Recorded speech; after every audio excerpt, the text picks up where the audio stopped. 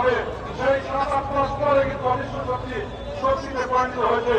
আমরা আজকে এই সুবিধাবাদী রাজনীতি করে ব্যক্তিবাদী স্বাধীনতা যুদ্ধ দলের আজকে বিতর্কিত অবস্থান ছিল, তারা আজকে দেওয়ালের মাধ্যমে হওয়ার চেষ্টা করছে।